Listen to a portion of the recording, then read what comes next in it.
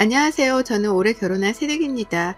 나이는 32이고요. 10월을 코앞에 두고 있는 요맘때 가을이라서 그런지 괜히 마음도 싱숭생숭하네요. 결혼을 맞이하는 제가 가장 좋아하는 계절인데 올해는 왜인지 시어머니와의 신경전 때문에 후딱 지나가는 것만 같아 속이 상합니다. 울적한 마음이라도 기분 좋게 달래보고자 사연 채널에 제 경험을 전달해 보게 되었네요. 잘 부탁드립니다.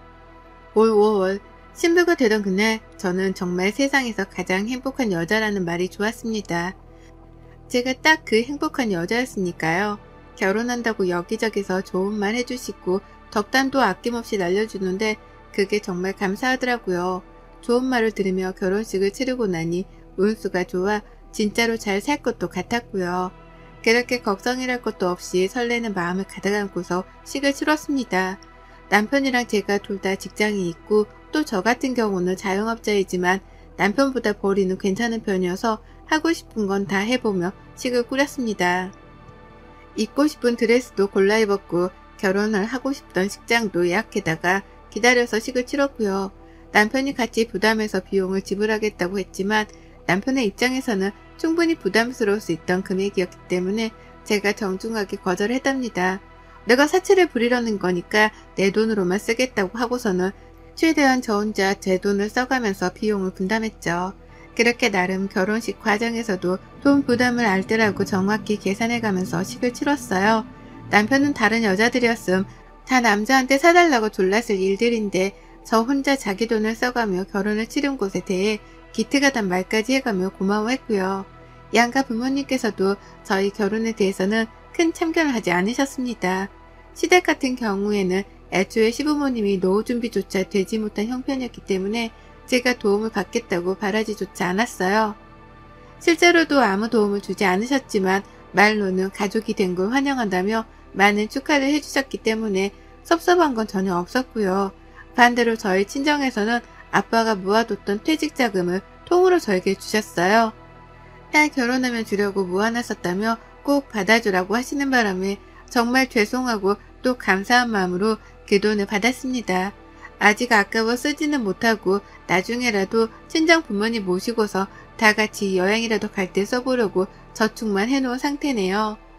이렇게 결혼하면서는 최대한 자립적으로 시댁으로부터는 어떠한 도움 하나 받질 않은 채 새 식구가 되었습니다. 신혼집은 일단 조그마한 아파트로 구에다가 들어왔고요. 제가 일찍부터 자취를 시작하며 가지고 있던 가전제품들이 있었는데 그걸 또 그대로 신혼집에 들고 왔어요. 그렇다 보니 남편이 해온 건 정말 별게 없었습니다. 하지만 거기에 대해서 전 그 어떤 불만도 가져본 적이 없었어요. 어차피 제가 결혼하면서 들고 오지 않았으면 버려야 했던 아까운 가전제품들이었으니까요. 서로 누이 좋고 매부 좋자며 아끼고 알뜰하게 살림을 꾸리고자 남편이랑도 충분히 상의하고 의논해서 내린 결정들이었습니다. 그런데 이런 부부간의 사소한 의견들이 꼭 시어머니 앞에서는 문제가 되더라고요. 제 아무리 부부가 서로 완벽한 만족을 하며 내린 결정이었다고 하더라도 시어머니가 끼어들게 되면 꼭 문제덩어리인 결정이 되어버리곤 했던 거죠. 결혼도 그렇고 신혼집 가구 들이는 것도 그렇고 결혼 후 시어머니를 집에 모시게 되며 문제가 일어나기 시작했답니다. 어머님은 저희 집으로 집들이를 할 겸 시부모님을 초대한 날 제가 차려낸 밥을 잘 드시는가 싶더니 아니 근데 말이지 라는 말로 본격 불만 토로를 하기 시작하셨어요. 결혼 때 일부터 시작해서 신혼집을 구하고 꾸미는 때까지 불만을 가득 가지고 계셨더라고요. 참고로 저는 이 전까지만 해도 어머님이 불만이라는 걸 가지고 계실 줄이라곤 감히 상상도 못하고 있었답니다. 곰곰이 생각을 해봐도 참 그렇더라고. 우리 아들을 어떻게 봤으면 자기가 웨딩드레스를 사겠다고 돈을 턱 낼 생각을 하나 싶어서 말이지. 여자 키가 센 것도 같은데 우리 아들이 좋다고 하니까 라고 하시면서 제가 남편보다 키가 세서 걱정이라는 뉘앙스를 참 당당하게 말씀하시더라고요.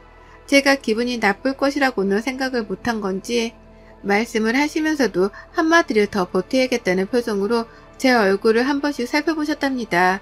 이해를 못하겠다는 표정을 지으면서 어리둥절하고 있으니 네가 말을 못 알아들으면 됐고 이미 결혼을 했는데 어쩌겠니? 라고 하며 혼자 대화를 마무리 지으며 끝을 내려 하셨죠.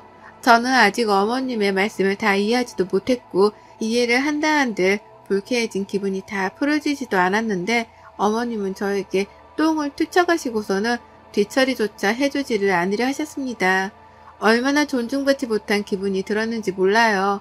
결혼한 지 얼마 되지 않았을 때여서 불편함은 더욱 컸었고 아직 완전하게 가족이라는 생각도 채 하지를 못하는 와중이었는데 시어머니와의 거리감이 확 느껴졌었죠. 그때부터였던 것 같습니다. 어머님도 제가 자신의 말에 기분이 나빠하는 티를 낸 게 불쾌하셨던지 더욱 자주 이런 식의 대화를 꺼내시면서 저하고의 기싸움을 하려고 시전하셨어요. 점점 더 노골적으로 말이죠. 저희 엄마가 요리 솜씨가 정말 좋으세요. 그냥 요리만 잘하시는 것뿐만이 아니라 요리를 한다는 행위 자체에 대해 관심도 많고 취미라고 생각을 하셔서 여기저기 요리 수업 같은 걸 많이 듣곤 하셨습니다. 대학 동창분들이나 동네 아주머님들하고 같이 조그마한 베이킹 수업 같은 것들도 재미삼아 자주 들으러 다니셨고요. 그렇다 보니 할 줄 아는 것도 많으셨고 식당에서나 만들어질 법한 대단한 음식을 배워오셔서는 만들어주고 싶다며 저랑 남편을 자주 불러주셨어요. 요리 수업을 하면서 만들어온 음식을 나눠주겠다고도 자주 불러주셨고요. 그래서 저랑 남편은 친정으로 꽤나 자주 갔었습니다. 그게 막 매일마다 눈뜨고 들리는 정도는 당연히 아니었고요. 일주일에 한 번, 어쩌다 몇 주에 한 번씩 시간이 나면 엄마가 만들어 놓으신 음식을 먹으려고 식사 때에 맞춰서 가곤 했죠. 저는 이런 일상을 너무나 즐겼었답니다. 친정 부모님을 보는 것도 좋지만 엄마가 해주시는 음식이 결혼하고서는 무지하게 그립더라고요. 원래 자취를 해서 저도 혼자 요리는 곧잘 만들어서 먹곤 했는데 결혼을 하고 나니 집에서 엄마가 꼬박꼬박 해주시던 밥이 그리워졌습니다. 그래서 전보다 더 자주 친정엄마랑 통화를 하며 연락을 주고받았었고 그렇게 집에 가서 밥까지 얻어먹으니 너무 행복했어요. 남편도 제가 하는 요리는 가끔 간이 싱거운데 장모님이 해주시는 건 진짜로 밖에서 사 먹는 것처럼 너무 맛있다면서 친정 가는 길을 즐거워라 했고요. 저희 남편이 정말 성격이 두리뭉술하거든요. 쓴소리 한번 잘 내지를 못하는 사람이고 저를 사소한 것에서도 많이 배려도 해주곤 했습니다. 그렇다 보니 남편도 제가 친정 가는 걸 좋아하니 마찬가지로 즐거워라 해줬고요. 그렇게 친정에 가면 오히려 저보다 더 편안해하고 저희 부모님하고 잘 놀았어요. 대화도 잘 받아쳐 가면서 말이죠. 그러니 저로서는 남편 걱정이 되려고 하다가도 안심이 되었습니다. 다행히 내 부모님과 너무 거리를 두지 않고 잘 지내주는구나 싶어서 말이죠. 꼭 친정에 가기 전에는 남편에게 의사를 먼저 물어보며 제 딴에도 배려를 해주려고 했고 남편이 적극적으로 가고 싶다고 해주는 바람에 항상 즐거운 마음으로 친정을 들렸습니다. 그렇게 꽤 잘 지냈어요. 한참 동안 아무런 문제도 없이 말이죠. 그러다 지난 추석에 시댁을 가게 되며 분위기가 또 껄끄러워졌어요. 명절이니까 시댁을 갔고 가서 시어머니 옆에 꼭 붙어서는 명절 음식을 만들었습니다. 저희 친정은 종교가 따로 있는 건 아니지만 제사 자체를 지내지 않거든요. 그래서 저는 어릴 적부터 제사 음식을 만들어 본 적이 없었고 명절이 되면 그냥 부모님 모시고 친인척들 만나 가벼운 모임을 가지는 게 전부였어요. 한마디로 명절은 긴 휴가 같은 것일 뿐이었죠. 하지만 결혼하고 나니 새로운 가족의 환경도 적응을 하더라고요. 그래서 저는 최선을 다해 시어머니 옆에 붙어서 명절 요리라도 열심히 만들어 보려 했습니다. 잘 못 만들 게 뻔하니 열심히라도 하려고 했죠. 그런데 그때 남편이 저를 돕겠다고 제 옆에 와서 같이 나무젓가락을 들더라고요. 전을 뒤집기라도 하겠다면서 말이죠. 그 바람에 시어머니가 아주 기겁을 하며 남편을 뜯어 말리셨습니다. 일만 하고 와서 힘들 텐데 뭐하러 제사 음식까지 같이 하냐면서요. 둘이서 해도 충분하다는 소리를 몇 번이고 반복하시더라고요. 제가 생각하기엔 둘이서 하면 하루 종일 걸릴 일인지라 남편이 좀 도와줘도 될 법했는데 말입니다. 속으로 시어머니를 향해 얼마나 꽁했었는지 몰라요. 나도 밖에서 일을 하다가 제사 음식을 만들러 집에 온 건데 내 걱정은 안 해주시는 건가 싶어서 속이 상했죠. 하지만 남편이 이런 제 마음을 알아줬더라고요. 그리고는 자연스럽게 제 젓가락을 뺏어 들더니만 방심하듯 말을 툭 던졌습니다. 뭐, 나 이거 장모님 하는 거 옆에서 자주 봤었어. 라고요. 그리고는 순간 모두에게 정적이 흘렀답니다. 남편은 단지 저희 집에서 엄마가 요리를 하는 모습을 자주 봤기 때문에 요리에 자신이 있다고 말을 한 것이었지만 시어머니께는 그렇게 들리지 않은 것이었죠. 어머님이 바로 정색을 하며 묻더라고요. 네 장모님이 이거 만들어줬니? 니들 처가부터 추석 지내러 다녀왔니? 라고요. 저희가 시댁에 오기 전 친정부터 들리고 왔다고 오해를 하신 시어머니는 눈을 부릅부릅 뜨면서 제게 쏘아대듯 질문을 하셨고 저는 급하게 설명을 드렸습니다. 그게 아니라 평소에 엄마가 남편한테 맛있는 걸 해주신다고 집에 불러주셨는데 그때 남편이 요리하는 걸 봤던 것 같아요. 라고요. 누구 하나 잘못한 것도 없고 장모 사위가 서로 맛있는 음식을 대접해주고 사이좋게 지내며 잘 산다는 말이었기에 문제가 될 것은 없다고 생각했습니다. 여기서 뭔가가 문제라고 생각이 된다면 오히려 그렇게 생각하는 사람에게 문제가 있는 것이다 싶었어요. 그런데 어머님이 문제가 있으시더라고요. 뭐해서 꿍하신 건지 기분 나쁜 걸 숨기지 못한 채 뼈루통 하시더니만 급기야 남편이 가져간 제 젓가락을 도로 뺏어 들었습니다. 그리고 그걸 다시 저에게 건네주시면서 말씀하셨죠.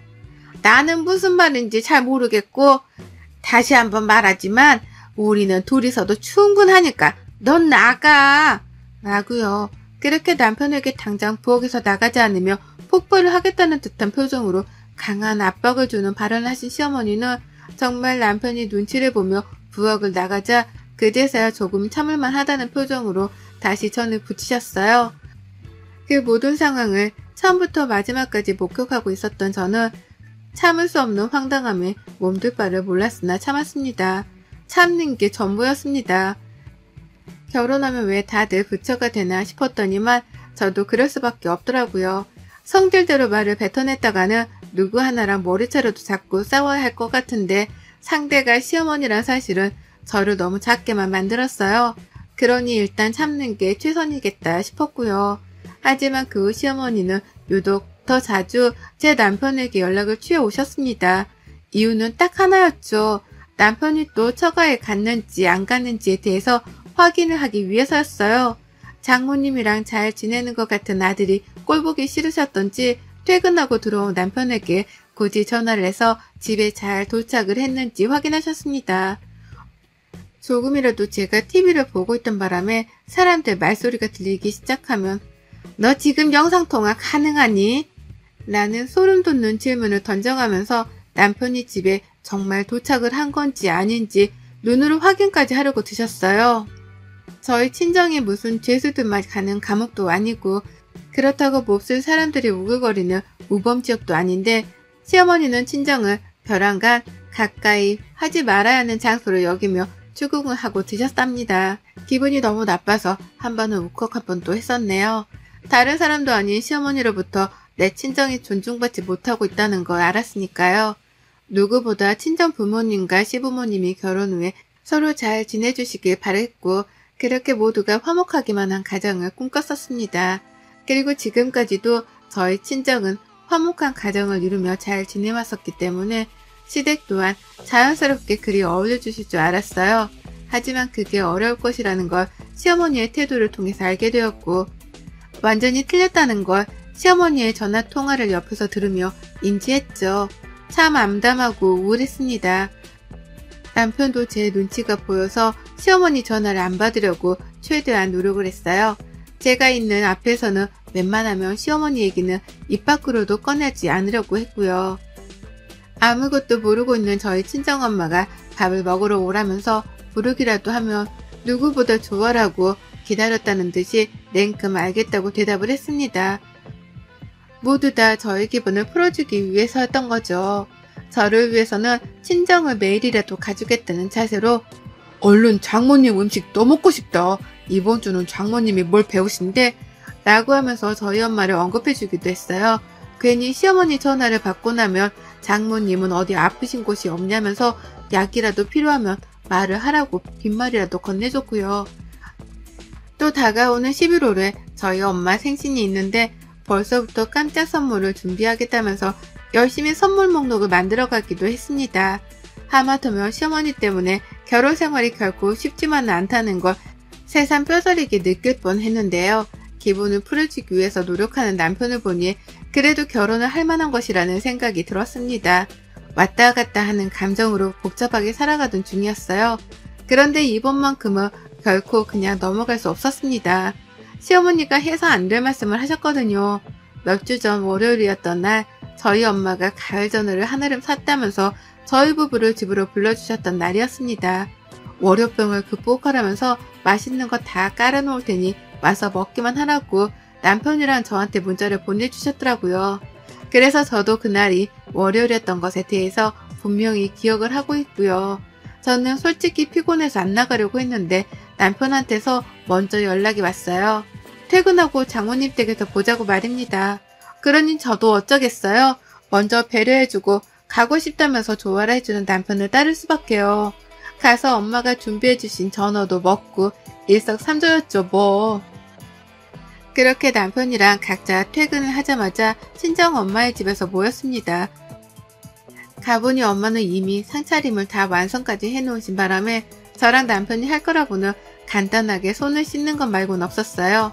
그렇게 딱 전어 몇 점만 집어먹었을 뿐인데 그때 시어머니한테서 전화가 걸려왔습니다. 남편 핸드폰으로 말이죠. 진동이 울리자마자 남편 표정이 굳어지는 게 보이더라고요.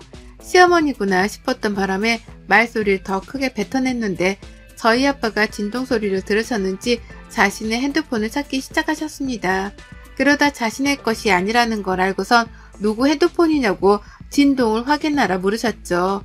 그렇게 남편은 의도치 않게 불안한 마음을 가진 채로 호주머니에 있었던 핸드폰을 꺼냈고 화면에 시어머니의 이름을 확인한 순간 눈빛까지 흔들려 했어요. 이걸 받아야 하나 말아야 하나 고민하는 기색이 역력했던 거죠. 그리곤 불안에 떨면서 그 전화를 받았습니다. 그리고는 온 남편이 긴장을 하기 시작하며 순식간에 식탁의 분위기는 살얼음판으로 변해버렸죠. 시어머니가 전화를 받자마자 짜증을 내셨어요. 왜 이렇게 전화를 늦게 받아?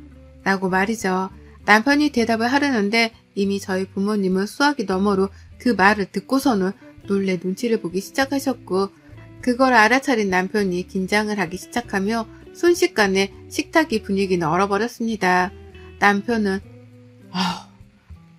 나 밖이라 전화 오는 줄 몰랐어 라면서 얼떨결에 처가댁에 왔단 말을 못한 채 거짓말로 얼버무렸고 집이 아니라 왜 밖에 있다고 말을 하는지 의중을 모르겠다는 듯이 저희 부모님은 아리송해 하셨답니다. 설마 사위가 처가댁에 오는 것조차 사돈의 눈치를 보고 있었던 건가 싶으셨는지 걱정이 한가득이라는 표정으로 저를 바라보셨어요. 엄마도 그렇고 아빠도 그렇고 말이죠. 아무도 그런 일이 있는 줄은 몰랐다는 듯이 시어머니의 태도를 상당히 논란을 눈치셨고 저희 아빠는 이미 불쾌하다며 먹던 전화를 내려놓고는 가만히 남편의 전화에 귀를 기울였습니다. 남편이 그 바람에 더 긴장을 했어요. 가뜩이나 장인 장모님이 즐겁게 웃으며 회를 먹다 말고 말수가 적어지신 바람에 혹여나 자신의 통화 내용을 들으신 건가 눈치를 보기 시작했는데 저희 아빠가 젓가락까지 내려놓고는 자신의 대화에 귀를 대고 있다는 걸 알아차리고 미치도록 긴장을 하더라고요. 그런데 그때 하늘도 무심하시지요. 이 눈치 없는 시어머니가 남편에게 집에 안 들어가고 어딜 갔느냐고 따지듯 물으시더니만 급기야 이 말을 딱 뱉어내셨습니다. 처가냐? 내가 거긴 멀리할수록 좋다고 했냐 안 했냐? 자고로 뒷간이랑 처가는 멀리해야 한다고 옛부터 조상님이 그랬다고 엄마가 몇 번을 말해 라고요. 너무 놀랐어요. 어머님이 짜증내고 화내시는 바람에 목소리가 좀 컸었고 그걸 저희 부모님이 바로 옆에서 듣고 마신 거예요. 저희 부모님만큼이나 저도 놀랐고 믿을 수 없었습니다. 시어머니란 사람은 남편이 처가에 와 있는 걸 알면서도 누가 들을지에 대해서 걱정도 안 하신 건가 싶어서 말이죠. 하지만 이미 물은 엎질러졌고 분위기는 걷잡을 수 없게 되었답니다. 아빠는 자리에서 말없이 일어나 부엌을 나가버리셨고 엄마는 앞에서 얼어붙어 저랑 남편을 번갈아 쳐다보셨어요. 저는 시어머니의 발언을 예상했으면서도 기분이 나빠 절로 한숨이 나왔고 남편은 두 눈을 질끈 감으며 제게 미안하다는 표정을 짓다 말고 시어머니 전화를 그냥 끊어버렸습니다. 그때부터 남편의 미친 듯한 사고가 시작되었어요. 엄마랑 아빠를 번갈아 붙잡으며 시어머니 발언에 대해서 사과를 하는데 엄마랑 아빠는 처음에 기분 나빠하긴 하셨으나 금방 푸셨습니다. 시어머니 입이 문제인데 제 남편이 무슨 잘못이겠나 싶으셨던 거죠. 그러니 남편은 용서를 해준 저희 부모님의 은혜에 더욱 감탄이라도 한 듯이 집에 돌아갈 때까지 죄송했다면서 머리를 조아리며 사과를 했어요. 그러니 저희 엄마는 안쓰럽다며 저희 가는 길에 전어 남은 것까지 손수 담아주셨답니다. 겉으로 보기엔 잘 풀린 것 같았어요. 엄마랑 아빠도 남편은 잘못이 없으니 괜찮다며 웃어 넘기로 하셨죠. 하지만 전 아니었습니다. 남편도 아니었고요. 남편은 집에 돌아오자마자 시어머니께 전화를 걸어 미친 듯이 소리를 쳤어요. 어떻게 장인 장모님 댁에 있는 걸 뻔히 알면서 그런 말을 아무렇지 않게 했냐고 말입니다. 저는 저대로 옆에서 씩씩대며 이번 일을 결코 그냥 넘어갈 수 없다며 혼자 짜증을 내고 한숨에 욕까지 섞어가며 다소 도발적으로 행동을 했고 남편은 제 행동 때문에라도 겁이 났던지 더 격하게 어머님과 다퉜습니다. 남편에게 저런 모습이 있었나 싶었을 정도로 남편은 격하게 소리를 쳤어요. 단 한 번도 그래보지 않았을 텐데 저 하나 때문에 그렇게 화를 내주니 어머님도 전화를 받는 내내 말을 못 이셨어요. 당신 아들이 일해본 적이 없는데 와이프랑 장인 장모 편을 든다고 화를 내고 있으니 충격을 받을 만도 하셨죠. 존중받지 못한다는 생각에 마음이 쓰리기도 했을 거고요. 그리고 전 그때부터 이판사판이었습니다. 어머님이 도발을 먼저 하신 만큼 저도 뿌린 대로 거둔다는 게 뭔지를 똑똑히 보여드릴 참이었어요. 그리고 저는 그날부터 매일같이 남편을 데리고 저희 친정으로 출퇴근을 했습니다. 매일 퇴근하면서 남편에게 친정으로 오라 불렀고요. 그렇게 저는 무려 2주 동안 주말까지 포함해서 단 하루도 쉬지 않고 저희 친정으로 출근했습니다. 엄마가 안 와도 된다는 걸 굳이 남편을 불러다가 친정에 갔고요. 카톡 프로필에다가는 오늘 또 엄마 집 이라면서 매일같이 엄마가 만들어주신 음식 사진으로 업데이트를 했어요. 시어머니 속 뒤집어 놓는 꼴을 죽기 전에 봐야겠다는 마음으로 격렬하게 최선을 다해 남편을 데리고 친정으로 출퇴근했답니다. 이걸 어떻게든 시어머니께 알리고 싶었고요.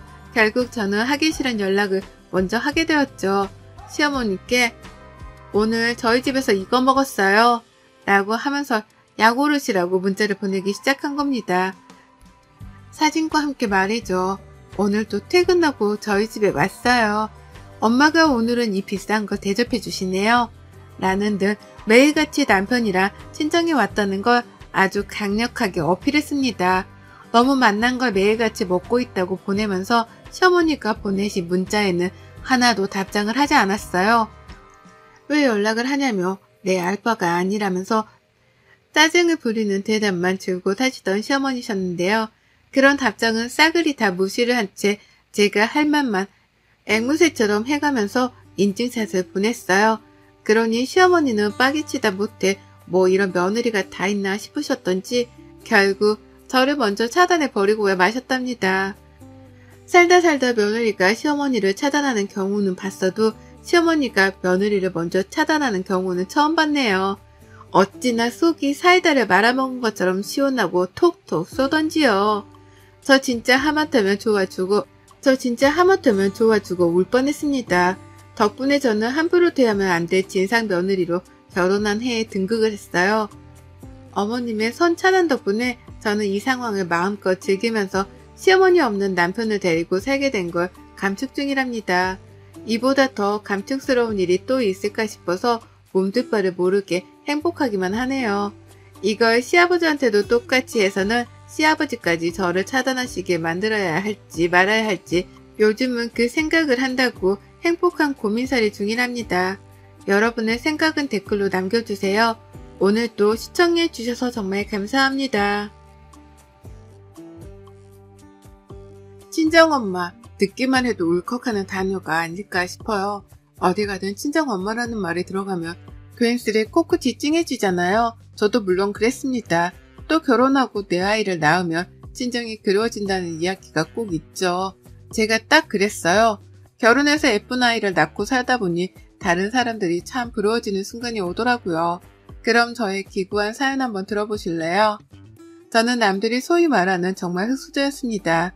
흙수저 중에 정말 흙수저였기 때문에 단칸방에 엄마, 아빠, 언니, 나 이렇게 네 식구가 살면서 겨울에는 추워서 옷까지 다 입고 자야 할 정도였고 여름에는 너무 더워서 집에 있기가 힘들 정도였죠. 그러다 엄마 아빠는 지방에 일거리가 생겼다고 가야 할 것 같다고 말하시면서 저희에게 단칸방과 꼬깃꼬깃 주머니에서 꺼내서 그 당시 10만 원인가 정도를 남겨두시고 가셨어요. 매달 생활비를 붙여줄 테니까 그걸로 언니랑 저랑 살라고 해서 그렇게 저희 자매는 서로 울며 웃으며 그 시간을 함께 했습니다. 그러다 갑자기 어느 날부턴가 엄마 아빠가 주시는 생활비 통장에 돈이 입금되지 않았고 언니는 돈보다 엄마 아빠가 혹여라도 잘못된 건 아닌지 수소문 끝에 들려온 저희 엄마 아빠 소식에 망연자실해야 했죠. 아빠가 일하시다 공사 현장에서 돌아가시고 엄마는 아빠 회사에서 나온 보험금을 가지고 잠적했다는 소식을요.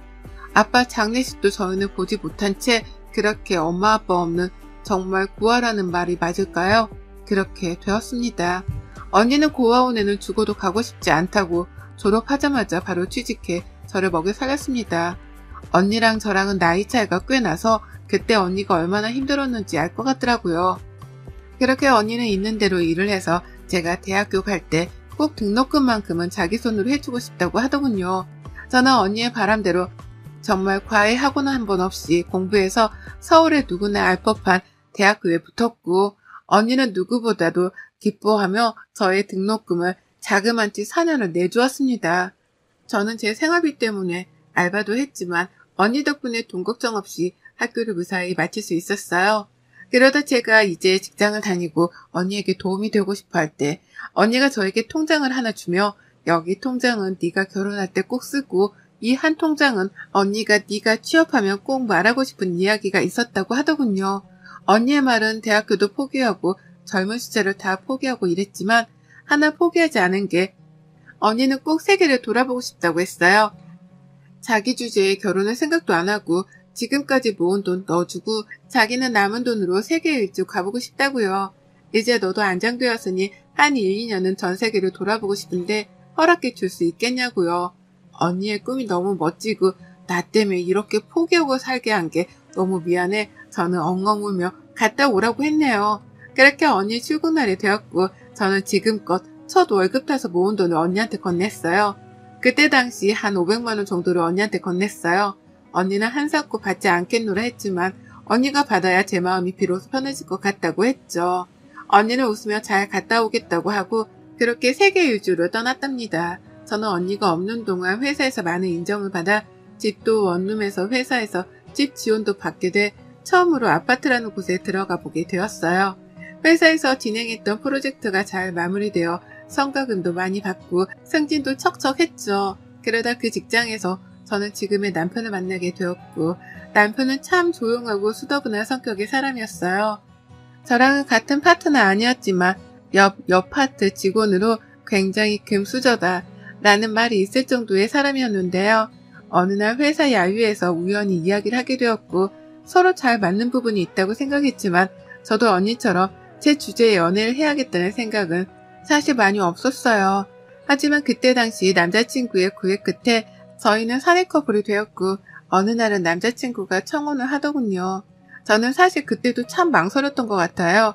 S라는 대답 대신 저는 남자친구에게 그동안 제가 살아왔던 일들 또 우리 가족, 언니 이야기부터 모두 빠짐없이 했으며 그래서 나는 우리가 결혼보다는 연애가 더 행복할 거라는 생각이 든다 라고 말했죠.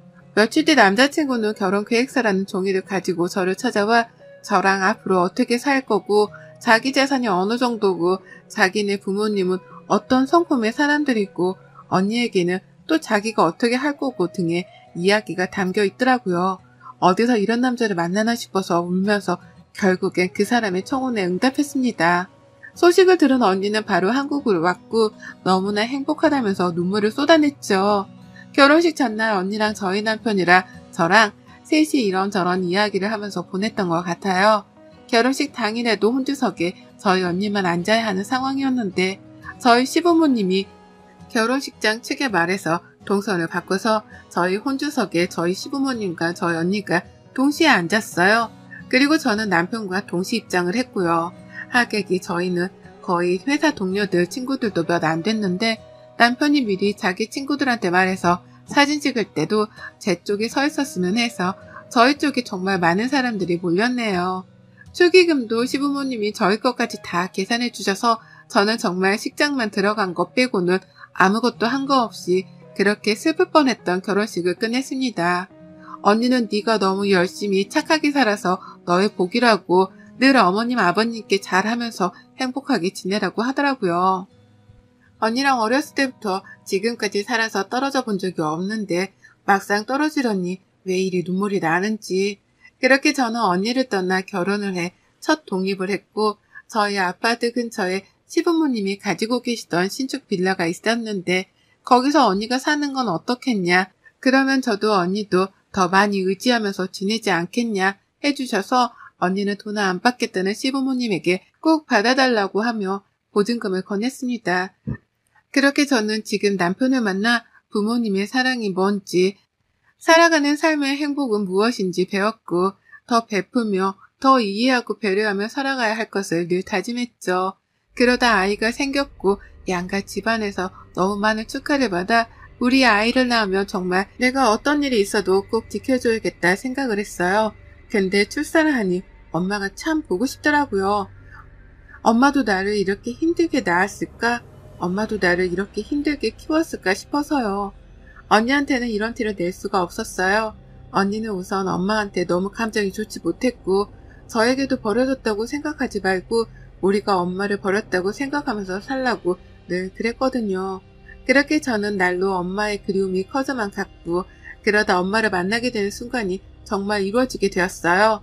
저희 아버님이 하시는 사업이 잡지에 조그맣게 인터뷰처럼 실리게 되었고 그 잡지에 가족사진도 들어가야 한다고 하더라고요. 그래서 가족사진도 찍었었는데 갑자기 저희 남편이 물어보더군요.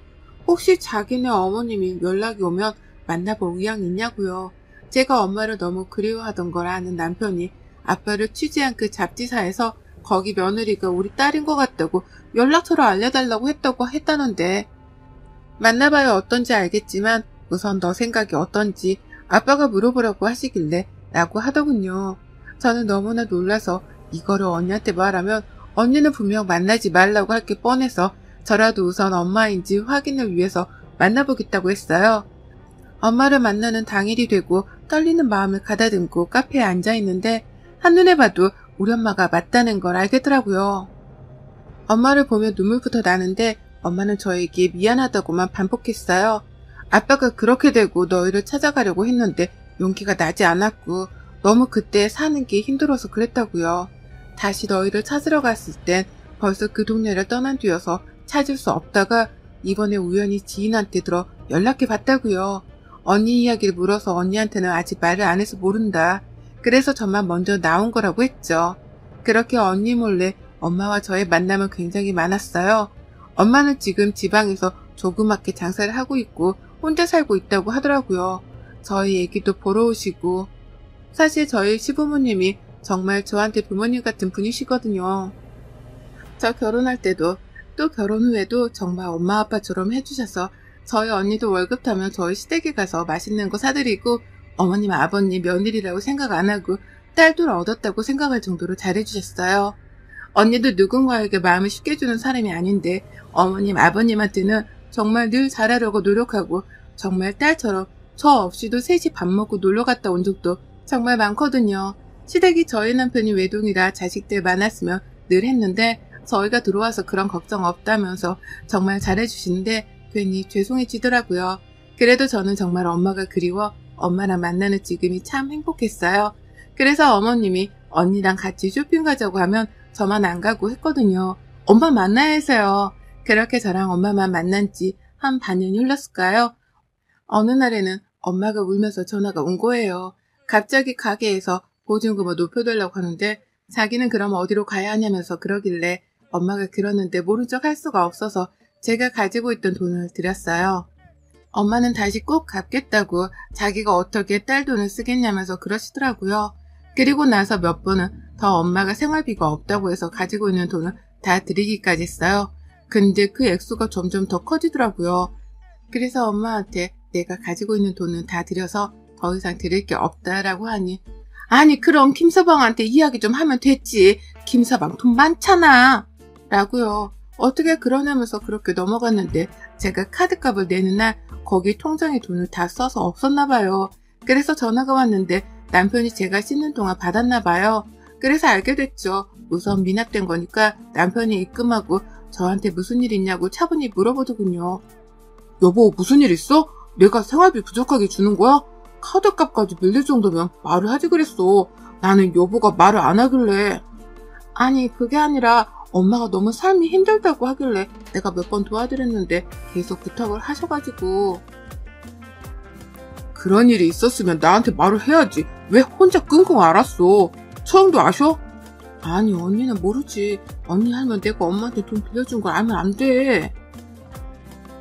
아휴, 우선 지금 필요한 돈이 있는 거야? 우리 모으던 거 깨서 우선 드려 라고 하더라고요. 그래서 엄마한테 마지막이라고 드리고 이제는 더 이상 부탁 안 하실 줄 알았어요. 그 뒤로도 몇 차례 더해서 이제 더 이상 할 수 없다 하니 저희 남편한테까지 전화를 하셨더라고요. 울면서 엄마한테 왜 이렇게 나를 쪽팔리게 만드냐고, 왜 그 사람한테까지 전화하냐고. 남편이 또 그냥 넘어갈 수가 없었는지 줬더라고요. 제가 정말 남편을 본 면목이 없는 거예요. 혼자 그렇게 전전긍긍 하고 있는데 엄마가 또 저희 집에 돈 달라고 찾아왔다가 가는 모습을 언니가 저희 집에 오다가 그 모습을 발견한 거죠. 이게 무슨 일이냐고 언제부터 엄마랑 연락했냐고 하니까 제가 좀 되었다고 하니 정말 언니한테 처음으로, 세상에서 처음으로 뺨을 맞았어요. 언니가 그런 일이 있는데 왜 말 안 하고 지금까지 숨겼냐고. 내가 너한테 엄마 찾지 말란 건 그만한 이유가 있다고 하면서요. 그러더니 언니가 남편한테 전화해서 엄마가 가지고 간 돈 얼마냐고, 내가 주겠다고 미안하다고 정말 우는데 남편은 아니라고 계속 하는데도 언니가 태어나서 그렇게 화내는 거 처음 본 것 같아요. 그 사단이 나고 며칠 뒤에 언니가 저보고 근처 카페로 나오라고 문자가 왔더라고요. 나가서 언니가 꺼낸 이야기는 저에게는 너무 충격적인 사실이었어요. 언니도 제가 한참 대학교 입학할 때쯤 만난 적이 있대요. 엄마랑 이제 같이 살 수 있다는 생각에 엄마랑 연락도 하고 만났었는데 집에 있는 통장이랑 현금이랑 싹 다 들고 나가서 연락두절이었다고요. 언니는 그 돈이 제 대학 등록금을 내야 할 돈인데 엄마가 그거를 다 가져가서 빌리고 빌려서 내준 거라고요. 그래서 그 돈 갚으면서도 정말 많이 울었는데 너한테 만나지 말라고 한 건 이유가 있었는데 그 말을 무시하고 어떻게 이러냐면서 이야기하더군요. 지금까지 엄마가 저한테 했던 행동들이 다 돈을 받아내기 위해서 했구나 싶었어요. 언니는 어차피 준 돈 받지 못하니까 받을 생각하지 말라고, 더 이상 엄마 전화 와도 받지 말라고요. 그 뒤로 엄마는 몇 차례 더 전화가 오고 찾아왔지만 열어주지도 또 받지도 않았어요. 그렇게 두세 달이 흘렀나요? 언니의 좋은 소식이 들려오고 그 좋은 소식에 여념이 없었을 때였죠. 언니가 세계 여행하다가 만난 사람과 인연을 잘 이어오다 결혼하고 싶다고 저희 시부모님과 함께 밥 먹는 자리에서 말씀하더라고요. 어머님 아버님은 너무 기쁘다고, 네가 괜찮으면 혼주석에 앉고 싶은데 괜찮냐고 물어보는데 언니가 펑펑 울더라고요.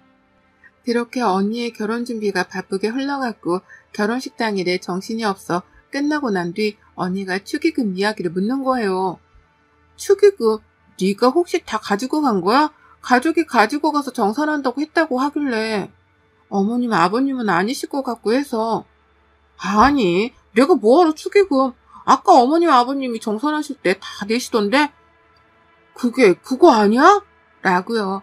근데 아니라면서 도대체 그럼 어디 갔냐고 하는데 그 축의금이 다 어머님 아버님 지인분들이라 가족들이라 언니가 그거 정리해서 드린다고 했었거든요. 그래서 도대체 누가 그랬는지 싶어서 식장에 가서 CCTV를 돌려보니 낯익은 얼굴이 있더라고요. 저희 엄마였어요. 엄마가 언니 결혼식을 어떻게 알았는지 와서 식 끝나고 축의금 정산할 때 자기가 엄마니 정산한다고 하고 다 가지고 간 거였더라고요. 언니는 그거 보자마자 경찰에 신고한다고 하고 어머님 아버님도 경악을 금치 못하고 저나 남편도 마찬가지고요. 그렇게 그 사건이 있은 후에 언니는 신혼여행 갔다 오자마자 엄마를 찾아다녔어요. 수소문 끝에 엄마가 있는 곳을 알아내서 간 곳은 도박장이었죠.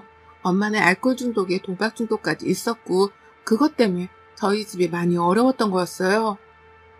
그러다 아빠가 더 이상 그렇게 못 살 것 같아 둘이 내려가서 다시 마음 잡고 살려고 했는데 거기 내려가서도 엄마는 알코올 중독에 도박까지 또 하는 모습을 보고 아빠가 일하다 쓰러지셔서 못 일어나신 거고요.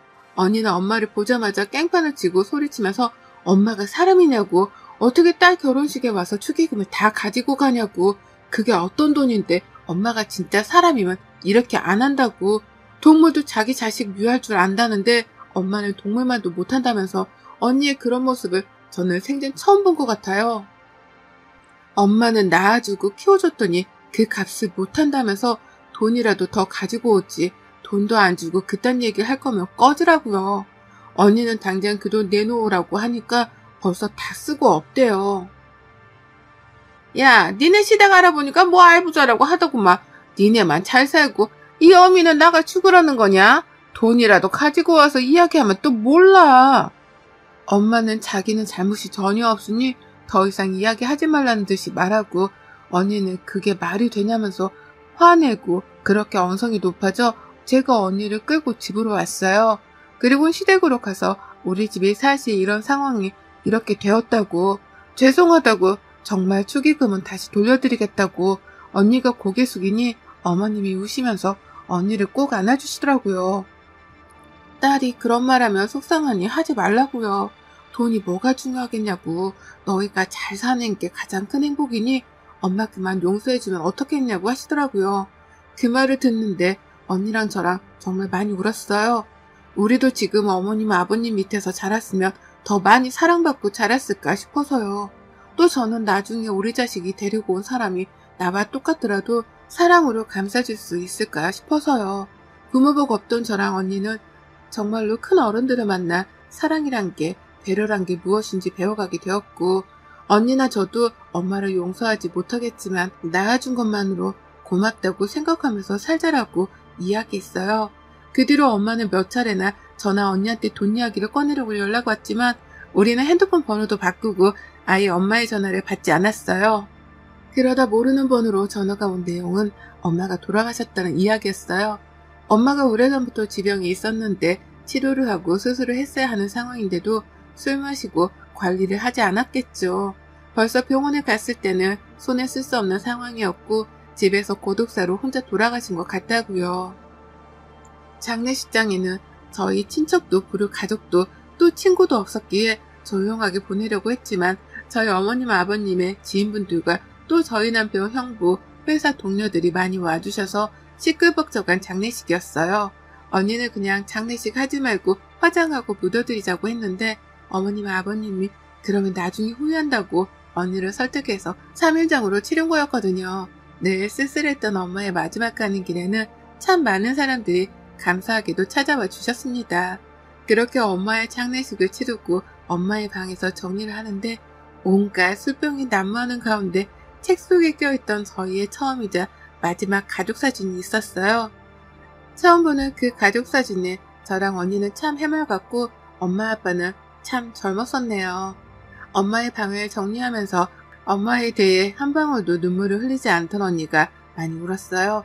엄마가 가지고 있던 유품 속에는 아빠의 것들도 또 저희 것들도 있어서요.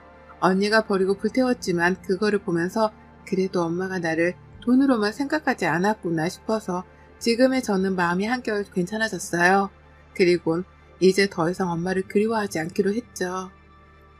저랑 언니는 다시 일상으로 돌아갔고 언니랑 저는 저희 어머님 아버님께 이제는 엄마 아빠라고 부르며 살고 있어요. 정말 딸처럼요. 제가 참 복이 없는 사람인데 남편 잘 만나서 이렇게 호강하면서 살아서 늘 남편에게 또 우리 아이에게 참 고맙고 미안하다고 늘 이야기한답니다. 언니한테도 이제 가장노를 그만하고 편하게 살라고 이야기해줬어요. 여러분들도 친정엄마가 그리울 때가 많으시죠? 특히 아이 낳고 나면 더 그런다고 하잖아요. 친정엄마라는 단어가 어떻게 보면 참 슬픈 단어가 아닐까 싶어요. 저희의 이렇게 기구하고 긴 사연 읽어주셔서 감사드리며 이 사연 보시는 모든 분들이 행복했으면 좋겠습니다. 여러분의 생각은 댓글로 남겨주세요. 오늘도 시청해주셔서 정말 감사합니다.